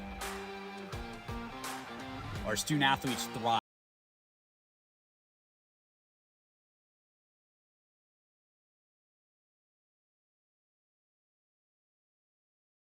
Our competition reflects our commitment. Greatness isn't occasional, it's expected. But what truly sets us apart is our culture.